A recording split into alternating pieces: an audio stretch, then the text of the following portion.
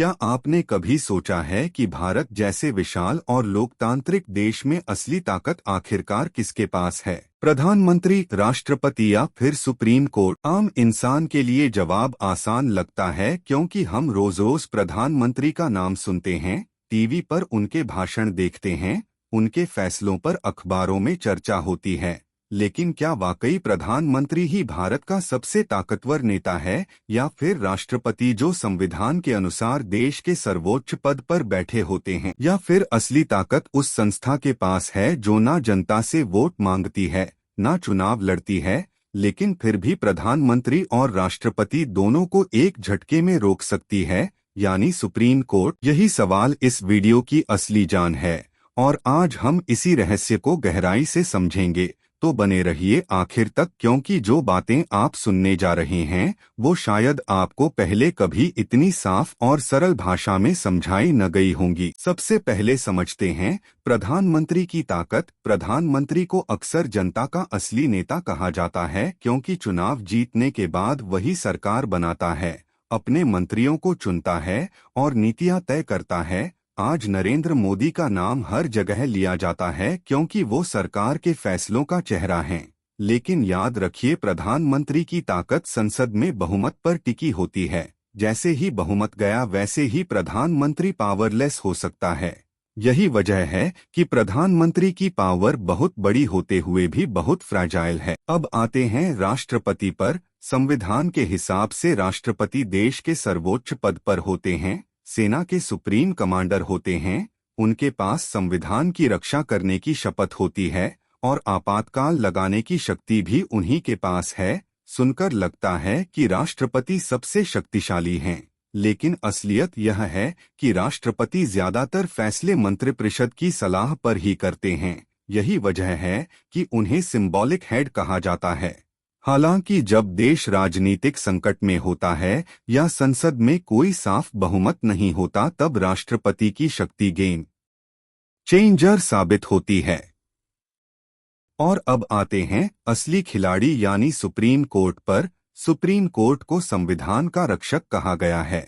अगर कोई भी नेता या सरकार संविधान की सीमाएं तोड़ती है तो सुप्रीम कोर्ट उसे तुरंत असंवैधानिक करार देकर रोक सकती है। जैसे केशवानंद भारती केस में कोर्ट ने साफ कहा था कि कोई भी सरकार संविधान की मूल संरचना को नहीं बदल सकती। इसका मतलब है कि सुप्रीम कोर्ट की ताकत किसी भी चुने हुए नेता से कहीं ज्यादा स्थायी और गहरी है। तो सवाल फिर वही, सबसे ताकतवर कौन? अगर रोजमर्रा की ताकत देखें तो प्रधानमंत्री सबसे आगे दिखते हैं। अगर संवैधानिक संकट देखें तो राष्ट्रपति डिसाइसिव हो जाते हैं, और अगर अंतिम सुरक्षा देखें तो सुप्रीम कोर्ट अल्टीमेट ताकतवर है। यही बैलेंसिंग सिस्टम भारत के लोकतंत्र को इतना मजबूत और स्थिर बनाता है। भारत का लोकतंत्र दुनिया के सबसे बड़े लोकतंत्रों में गिना जाता है, लेकिन इसकी सबसे बड़ी खासियत यह है कि यहाँ सत्ता सिर्फ एक व्यक्ति या संस्था के पास नहीं होती, बल्कि यह 3 मुख्य स्तंभों कार्यपालिका, विधायिका और न्यायपालिका में बांटी गई है। यही वजह है कि आम जनता के मन में हमेशा यह सवाल बना रहता है कि असली ताकत किसके पास है। प्रधानमंत्री, जो जनता द्वारा सीधे चुने जाते हैं और देश की नीतियां बनाते हैं। राष्ट्रपति, जो संविधान के संरक्षक कहलाते हैं और जिनके हस्ताक्षर के बिना कोई भी कानून लागू नहीं हो सकता। या फिर सुप्रीम कोर्ट, जिसे संविधान का अंतिम व्याख्याकार और नागरिक अधिकारों का रक्षक माना जाता है। चलिए इसको एक उदाहरण से समझते हैं। मान लीजिए कि संसद, जहां प्रधानमंत्री और उनकी कैबिनेट का नियंत्रण है, किसी विवादित बिल को पास करती है, जैसे कि हाल ही में पास हुए कुछ बड़े कानून। वह बिल पहले संसद में बहुमत से पास होता है, फिर राष्ट्रपति के पास जाता है और राष्ट्रपति अपने अधिकार से उस पर हस्ताक्षर कर उसे कानून बना देते हैं। पहली नजर में आपको लगेगा कि असली ताकत तो प्रधानमंत्री और संसद के पास है, क्योंकि वही कानून बनाते हैं और राष्ट्रपति महज औपचारिक तौर पर उस पर मुहर लगाते हैं। लेकिन कहानी यहीं खत्म नहीं होती, बल्कि असली खेल यहीं से शुरू होता है। क्योंकि अगर कोई नागरिक या संगठन यह मानता है कि यह नया कानून संविधान की मूल भावना के खिलाफ है, तो वह सुप्रीम कोर्ट का दरवाजा खटखटा सकता है। और सुप्रीम कोर्ट के पास यह सर्वोच्च शक्ति है कि वह संसद और सरकार द्वारा बनाए गए कानून को असंवैधानिक घोषित कर तुरंत रद्द कर दे। यानी प्रधानमंत्री चाहे जितना ताकतवर क्यों न हो, राष्ट्रपति चाहे जितने बड़े पद पर क्यों न बैठे हों, लेकिन अगर कानून संविधान की सीमाओं को पार करता है तो सुप्रीम कोर्ट उसे रोक देता है। यही कारण है कि लोकतंत्र की खूबसूरती इस बैलेंस ऑफ पावर में छिपी है। प्रधानमंत्री की ताकत राजनीति और जनता के बहुमत पर आधारित है। राष्ट्रपति की ताकत संविधान की औपचारिकता और राष्ट्र प्रमुख की गरिमा पर आधारित है, जबकि सुप्रीम कोर्ट की ताकत संविधान की आत्मा और न्याय पर आधारित है।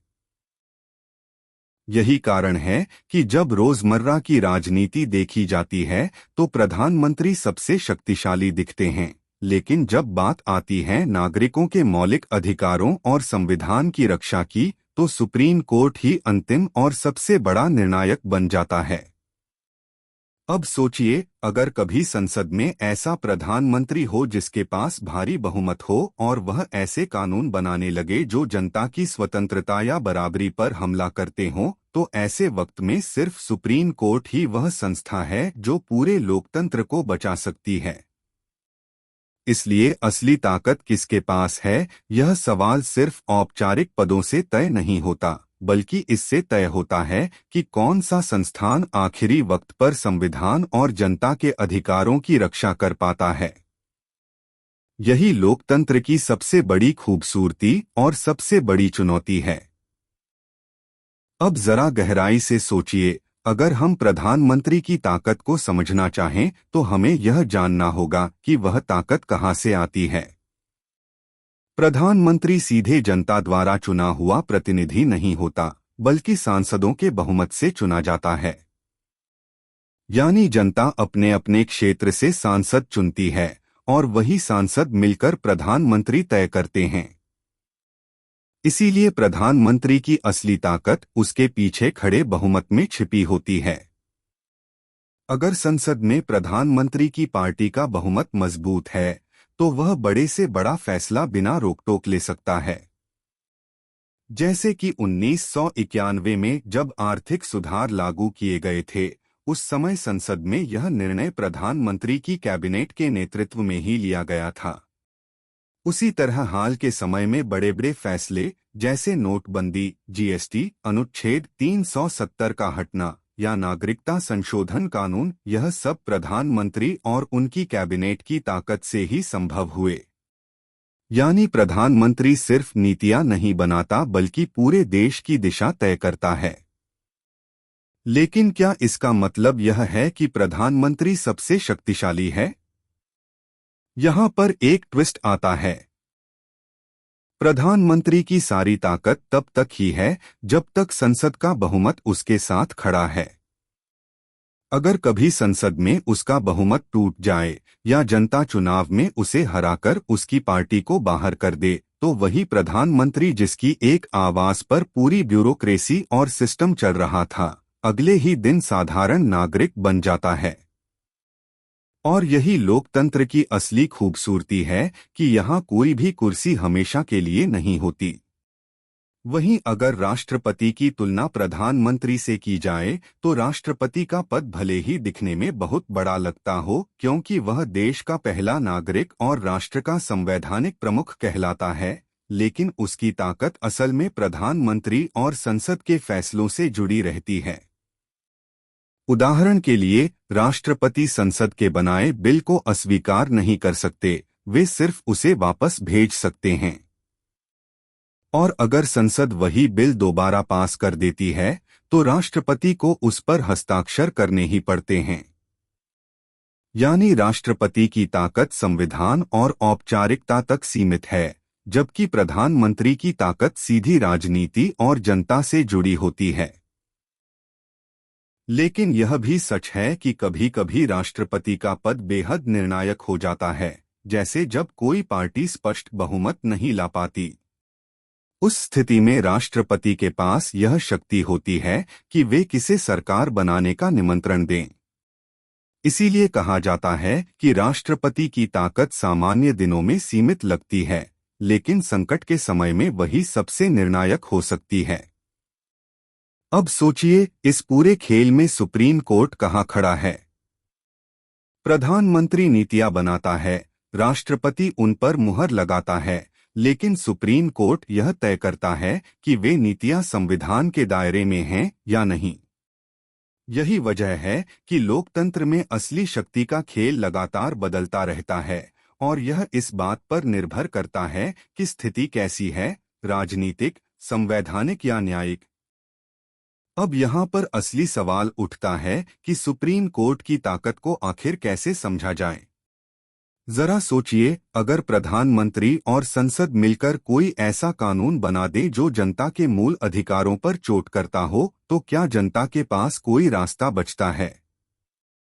बिल्कुल बचता है, और वही रास्ता है सुप्रीम कोर्ट। भारत का संविधान सुप्रीम कोर्ट को यह शक्ति देता है कि वह किसी भी कानून को असंवैधानिक घोषित कर सकता है। इसे हम न्यायिक समीक्षा यानी जुडिशियल रिव्यू कहते हैं। यानी अगर संसद और प्रधानमंत्री मिलकर कोई ऐसा बिल पास कर दें जो संविधान की मूल आत्मा के खिलाफ हो, तो सुप्रीम कोर्ट उसे तुरंत रद्द कर सकता है। उदाहरण के लिए, जब सरकार ने आपातकाल के दौरान प्रेस की स्वतंत्रता और नागरिक अधिकारों पर रोक लगाने की कोशिश की थी, तो सुप्रीम कोर्ट के कई फैसले उस समय बेहद अहम साबित हुए। इसी तरह 2015 में सुप्रीम कोर्ट ने NJC, national judicial appointments commission को असंवैधानिक करार दिया, जबकि उसे संसद ने लगभग सर्वसम्मति से पास किया था। यह घटना दिखाती है कि जनता के अधिकारों का अंतिम प्रहरी सुप्रीम कोर्ट ही है। लेकिन क्या सुप्रीम कोर्ट की शक्ति असीमित है? बिल्कुल नहीं। सुप्रीम कोर्ट खुद भी संविधान के दायरे में बंधा है। वह कानून बना नहीं सकता, वह सिर्फ यह तय कर सकता है कि संसद या सरकार द्वारा बनाए गए कानून संविधान के अनुसार हैं या नहीं। यानी उसकी ताकत निगरानी और नियंत्रण तक सीमित है। लेकिन सोचिए, यह शक्ति कितनी बड़ी है।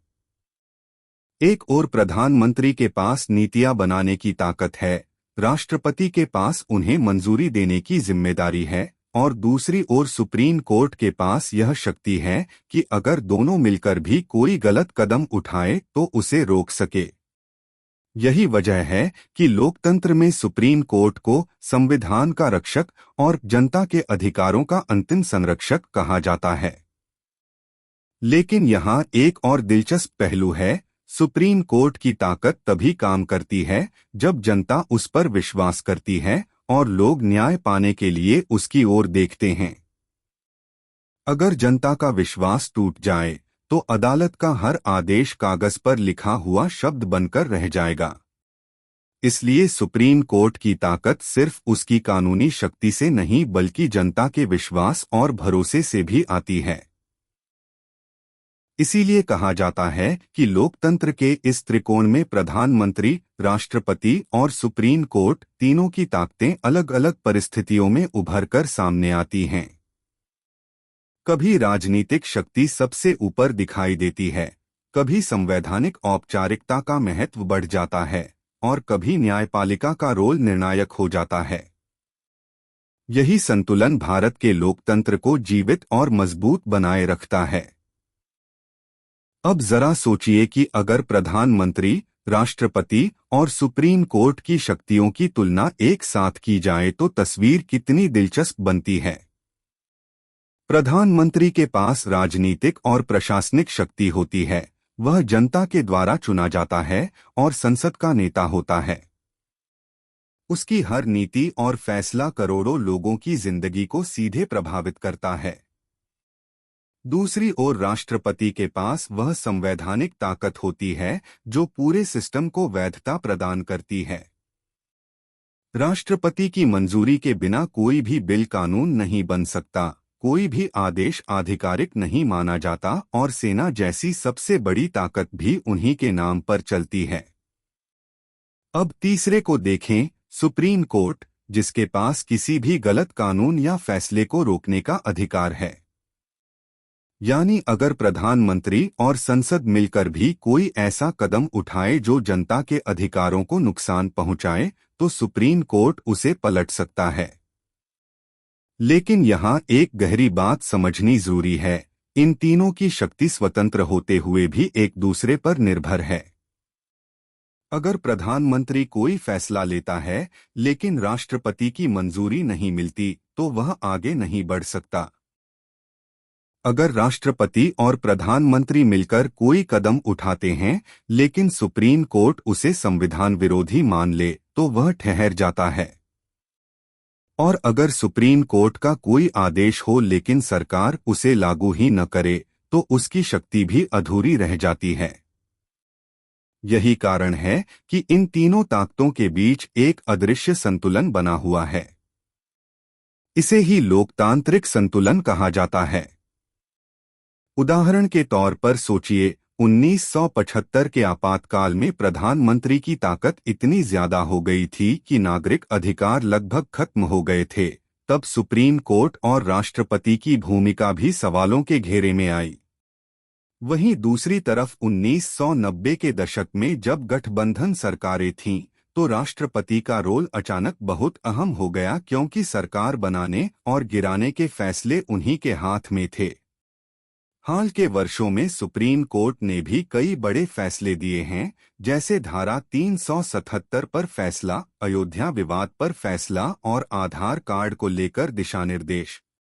इन सभी उदाहरणों से साफ होता है कि भारत का लोकतंत्र किसी एक व्यक्ति या संस्था की ताकत पर नहीं बल्कि तीनों के सामंजस्य पर टिका है।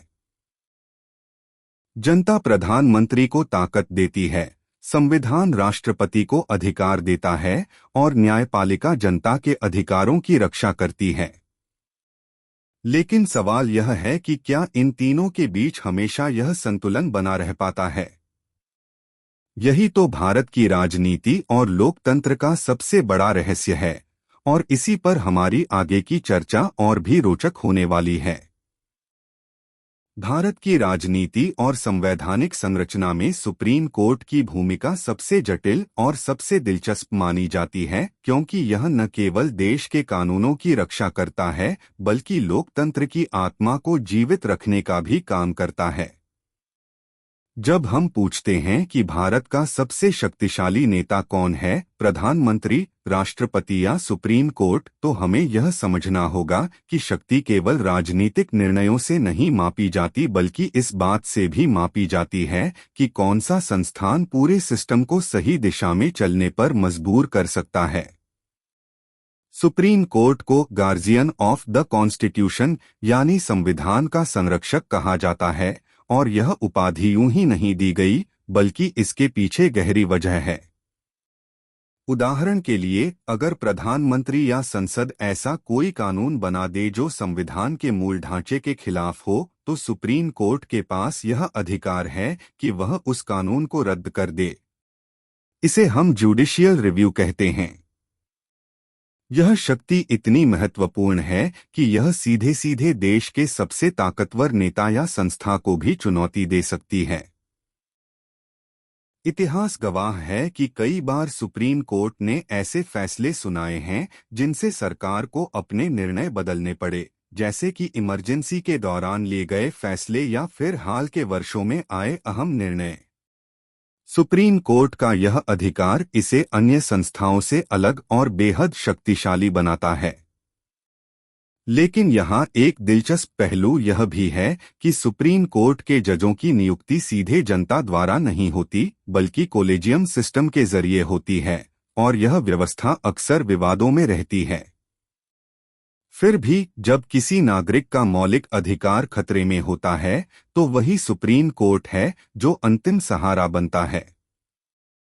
सोचिए, अगर प्रधानमंत्री और संसद मिलकर कोई ऐसा निर्णय ले लें जिससे आपकी आज़ादी प्रभावित हो, तो आपके पास केवल एक ही रास्ता बचेगा, और वह है सुप्रीम कोर्ट। यही कारण है कि कई लोग मानते हैं कि असली ताकत राजनीति के पास नहीं बल्कि न्यायपालिका के पास है, क्योंकि वही लोकतंत्र को संतुलित रखती है। हालांकि यह भी सच है कि सुप्रीम कोर्ट के पास कार्यकारी या नीतिगत शक्तियां नहीं होती, मतलब वह खुद से कोई योजना नहीं बना सकता, पर उसकी यह ताकत कि वह हर योजना और हर कानून को संविधान की कसौटी पर परख सकता है, इसे भारत की सबसे निर्णायक संस्थाओं में शामिल करती है। इसलिए जब हम यह बहस करते हैं कि भारत का सबसे शक्तिशाली नेता कौन है, तो हमें यह याद रखना चाहिए कि सुप्रीम कोर्ट के बिना न तो प्रधानमंत्री अपनी शक्ति का पूरा उपयोग कर सकता है और न ही राष्ट्रपति अपनी स्थिति की गंभीरता बनाए रख सकता है। सुप्रीम कोर्ट लोकतंत्र का वह स्तंभ है जो अदृश्य होते हुए भी हर शक्ति को नियंत्रित करता है, और यही उसकी सबसे बड़ी ताकत है। भारत के सबसे शक्तिशाली नेता की बहस में अगर हम प्रधानमंत्री, राष्ट्रपति और सुप्रीम कोर्ट को बराबरी से रखते हैं, तो हमें यह समझना होगा कि शक्ति का वास्तविक स्वरूप केवल अधिकारों में नहीं बल्कि उन अधिकारों के उपयोग और प्रभाव में भी छिपा होता है। प्रधानमंत्री देश के नीतिगत फैसले लेते हैं, विदेश नीति से लेकर अर्थव्यवस्था और रक्षा तक हर बड़ा कदम उन्हीं के नेतृत्व में तय होता है। राष्ट्रपति संवैधानिक प्रमुख होते हैं, जिनके हस्ताक्षर के बिना कोई भी कानून अमल में नहीं लाया जा सकता, यानी उनके पास संविधान की मर्यादा का अंतिम संरक्षक होने का अधिकार है। वहीं सुप्रीम कोर्ट संविधान की व्याख्या करने और उसे लागू करने का अंतिम अधिकार रखता है। लेकिन दिलचस्प बात यह है कि ये तीनों संस्थाएं और पद एक दूसरे से जुड़ी हुई हैं और कोई भी अकेले शक्तिशाली नहीं हो सकता। उदाहरण के लिए, अगर प्रधानमंत्री संसद से किसी नए कानून को पास करवा लें और राष्ट्रपति उस पर हस्ताक्षर भी कर दें, तब भी अगर वह कानून संविधान की मूल आत्मा के खिलाफ है तो सुप्रीम कोर्ट उसे रद्द कर देगा। इसका सीधा मतलब है कि असली शक्ति संतुलन में है, और इस संतुलन को बनाए रखने के लिए संविधान ने एक चेक एंड बैलेंस सिस्टम बनाया है। इसी प्रणाली के कारण भारत दुनिया का सबसे बड़ा लोकतंत्र बन पाया है। लेकिन सवाल यह है कि जनता किसे सबसे शक्तिशाली मानती है? आम नागरिक के नजरिए से प्रधानमंत्री ही सबसे ज्यादा शक्तिशाली लगते हैं, क्योंकि वही प्रत्यक्ष रूप से जनता द्वारा चुने जाते हैं और उनके फैसले का असर तुरंत लोगों की जिंदगी पर पड़ता है। दूसरी ओर राष्ट्रपति का पद भले ही गरिमा और प्रतिष्ठा से भरा हुआ हो, लेकिन जनता उन्हें सीधे चुनती नहीं है, इसलिए लोग उन्हें शक्ति का प्रतीक मानते हैं, न कि शक्ति का वास्तविक केंद्र। वहीं सुप्रीम कोर्ट आम जनता के जीवन में रोजमर्रा के फैसलों से सीधे जुड़ा नहीं होता, लेकिन जब भी सरकार या नेता कोई ऐसा कदम उठाते हैं जो लोगों के अधिकारों को प्रभावित करता है, तभी सुप्रीम कोर्ट का महत्व सबसे ज्यादा महसूस होता है। इसीलिए कई बार कहा जाता है कि लोकतंत्र की असली ताकत सुप्रीम कोर्ट के पास है, जबकि राजनीतिक ताकत प्रधानमंत्री के पास और संवैधानिक गरिमा राष्ट्रपति के पास होती है। इन तीनों के बिना लोकतंत्र अधूरा है। अगर आप एक पक्ष से सोचेंगे तो लगेगा कि प्रधानमंत्री सबसे शक्तिशाली हैं, क्योंकि वे जनता का प्रतिनिधित्व करते हैं। अगर दूसरे पक्ष से सोचेंगे तो राष्ट्रपति सबसे ऊंचे संवैधानिक पद पर हैं, इसलिए वही सबसे ताकतवर हैं। और अगर तीसरे पक्ष से देखेंगे तो लगेगा कि सुप्रीम कोर्ट ही सबसे बड़ा है, क्योंकि वही अंतिम फैसला देता है। यही इस बहस की खूबसूरती है, हर कोण से देखने पर जवाब बदल जाता है, लेकिन सच यही है कि ये तीनों मिलकर ही भारत की ताकत का असली चेहरा बनाते हैं। अब अगर हम भारतीय लोकतंत्र में असली शक्ति की जड़ों की गहराई में उतरें तो हमें यह समझना होगा कि संविधान ने हर संस्था और पद को अलग अलग अधिकार देकर एक ऐसा ढांचा तैयार किया है जिसमें किसी एक व्यक्ति या संस्था के पास असीमित शक्ति न रहे। प्रधानमंत्री को जनता का प्रतिनिधि बनाकर नीतियां बनाने और देश चलाने की ताकत दी गई, लेकिन साथ ही संसद और विपक्ष को यह अधिकार दिया गया कि वे प्रधानमंत्री के फैसलों पर सवाल उठा सकें और उनकी जवाबदेही तय कर सकें। राष्ट्रपति को सर्वोच्च संवैधानिक पद पर बैठाकर यह सुनिश्चित किया गया कि वे संसद द्वारा बनाए गए कानूनों और प्रधानमंत्री द्वारा लिए गए फैसलों को केवल औपचारिक रूप से मंजूरी ही न दें, बल्कि संविधान के दायरे में देखकर ही अपनी स्वीकृति दें। वहीं सुप्रीम कोर्ट को यह अधिकार दिया गया कि अगर प्रधानमंत्री या राष्ट्रपति किसी भी प्रकार से संविधान की सीमाओं से बाहर कदम उठाएं तो वह उसे पलट सके। यही वजह है कि भारत में लोकतंत्र इतना मजबूत है, क्योंकि यहाँ कोई भी पद सर्वशक्तिमान नहीं है। लेकिन जनता की नजर से देखें तो प्रधानमंत्री का प्रभाव हर जगह दिखाई देता है। उनके भाषण, उनके फैसले, उनकी विदेश यात्राएं, उनकी योजनाएं, ये सब सीधा जनता के जीवन से जुड़ते हैं। राष्ट्रपति की छवि गरिमा और मर्यादा वाली होती है। वे अधिकतर संविधान के रक्षक के रूप में पहचाने जाते हैं, जबकि सुप्रीम कोर्ट का चेहरा न्याय का होता है। अगर कोई अन्याय होता है, अगर कोई कानून जनता की स्वतंत्रता या अधिकारों को छूता है, तो सुप्रीम कोर्ट ही वह जगह है जहां लोग आखिरी उम्मीद लेकर जाते हैं। इसलिए लोकतंत्र का यह त्रिकोण ऐसा है जिसमें हर कोना अपनी जगह बेहद जरूरी है। कल्पना कीजिए, अगर केवल प्रधानमंत्री के पास सारी ताकत हो तो वह तानाशाही की ओर बढ़ सकता है। अगर केवल राष्ट्रपति के पास सारी ताकत हो तो लोकतंत्र केवल औपचारिकता बनकर रह जाएगा। और अगर केवल सुप्रीम कोर्ट के पास सारी ताकत हो तो शासन और नीति बनाना असंभव हो जाएगा।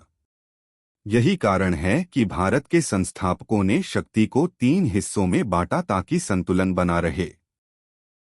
लेकिन यही संतुलन आम जनता के लिए अक्सर समझना मुश्किल होता है, क्योंकि आम इंसान सीधे प्रधानमंत्री के फैसलों का असर महसूस करता है। राष्ट्रपति के हस्ताक्षर या सुप्रीम कोर्ट के फैसले उसके लिए दूर की चीजें लगती हैं। यही कारण है कि लोगों की सोच में प्रधानमंत्री सबसे शक्तिशाली दिखाई देते हैं। लेकिन अगर गहराई से देखें तो असली ताकत सुप्रीम कोर्ट और राष्ट्रपति में भी छिपी होती है, क्योंकि उनके बिना प्रधानमंत्री के फैसले अधूरे हैं। और यही लोकतंत्र की असली खूबसूरती है कि शक्ति कभी भी एक जगह स्थायी रूप से केंद्रित नहीं रहती, बल्कि घूमती रहती है और हर बार नया चेहरा दिखाती है। अब आइए इस सवाल को और गहराई से समझते हैं कि आखिर जनता की नज़र में प्रधानमंत्री सबसे शक्तिशाली क्यों दिखते हैं और राष्ट्रपति या सुप्रीम कोर्ट क्यों उतना प्रभावशाली नहीं लगते। इसकी वजह बेहद सरल है। लोकतंत्र का चेहरा वह होता है जो जनता से सीधे संवाद करता है। प्रधानमंत्री चुनाव में जनता के सामने जाते हैं, वादे करते हैं, भाषण देते हैं और उनकी नीतियां सीधे हर नागरिक के जीवन को प्रभावित करती हैं। अगर महंगाई बढ़ती है तो लोग सीधे प्रधानमंत्री को जिम्मेदार मानते हैं। अगर कोई नई योजना आती है तो उसका श्रेय प्रधानमंत्री को दिया जाता है। इसके विपरीत राष्ट्रपति कभी चुनावी सभाओं में नहीं दिखते। उनका चयन भी जनता नहीं बल्कि संसद और राज्यों की विधानसभाओं के प्रतिनिधि करते हैं। इस वजह से जनता उन्हें एक दूरस्थ पद के रूप में देखती है जो केवल औपचारिक काम करता है। सुप्रीम कोर्ट की भूमिका और भी जटिल है, क्योंकि उसका काम केवल तभी सामने आता है जब कोई विवाद होता है या संविधान की व्याख्या की जरूरत होती है। आम जनता को न्यायपालिका की प्रक्रिया समझना कठिन लगता है और उसका असर धीरे धीरे दिखता है, जबकि प्रधानमंत्री के फैसले त्वरित और प्रत्यक्ष असर डालते हैं। यही कारण है कि टीवी, अखबार और सोशल मीडिया पर प्रधानमंत्री की छवि हर जगह हावी रहती है। लेकिन लोकतांत्रिक ढांचे में शक्ति की असली समझने की बात यह है कि प्रधानमंत्री जो कुछ भी करते हैं वह राष्ट्रपति और सुप्रीम कोर्ट की निगरानी और मंजूरी के दायरे में ही वैध ठहरता है। अगर सुप्रीम कोर्ट चाहे तो किसी भी कानून को असंवैधानिक घोषित कर सकता है, और अगर राष्ट्रपति चाहे तो किसी बिल को वापस भेजकर उस पर पुनर्विचार करवा सकता है। लेकिन चूंकि आम जनता का ध्यान रोजमर्रा के मुद्दों पर केंद्रित होता है और वहां प्रधानमंत्री की भूमिका साफ और स्पष्ट दिखती है, इसलिए उन्हें ही सबसे बड़ा नेता माना जाता है। यह ठीक वैसे ही है जैसे किसी फिल्म का हीरो सबसे ज्यादा ध्यान खींचता है, भले ही डायरेक्टर और प्रोड्यूसर की असली शक्ति पर्दे के पीछे हो। भारत में भी प्रधानमंत्री फ्रंट फेस हैं, जबकि राष्ट्रपति और सुप्रीम कोर्ट बैकस्टेज से संतुलन बनाए रखते हैं।